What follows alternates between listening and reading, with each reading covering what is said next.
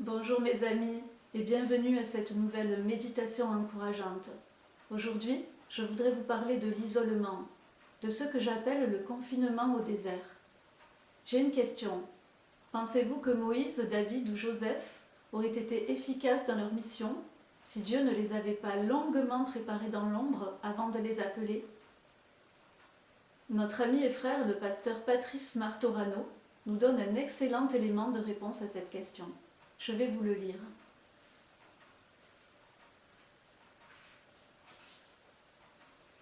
Plus l'appel est grand, et plus Dieu prépare ses enfants loin des regards humains et des projecteurs. Chaque personnage biblique inspirant fut confiné à un moment donné en vue d'une préparation. Alors mon ami, si aujourd'hui tu te sens isolé, quelles que soient les raisons de ton isolement, dis-toi que Dieu est peut-être en train de te préparer pour une mission de la plus haute importance en vue du salut de ceux qui t'entourent. Prenons la parole et lisons quelques versets qui nous confirment cela. Tout d'abord, je t'invite dans le livre de la Genèse, au chapitre 41 et au verset 39 et 40. Il est question ici de Joseph, qui est appelé par l'Éternel au salut de ses frères. Et dans ce passage, c'est Pharaon qui s'adresse à lui. Et Pharaon dit à Joseph, « Puisque Dieu t'a fait connaître toutes ces choses, il n'y a personne qui soit aussi intelligent et aussi sage que toi. Je t'établis sur ma maison, et tout mon peuple obéira à tes ordres. Le trône seul m'élèvera au-dessus de toi. » Un peu plus loin, je t'invite dans le livre de l'Exode, au chapitre 3 et au verset 10. Ici, il est question de Moïse qui est appelé par l'Éternel pour faire sortir son peuple, les Hébreux, d'Égypte. Et ici, c'est l'Éternel qui s'adresse à Moïse et qui lui dit « Maintenant va, je t'enverrai auprès de Pharaon, et tu feras sortir d'Égypte mon peuple, les enfants d'Israël. » Enfin, je t'invite au psaume 78 et au versets 71 et 72, où il est question de David.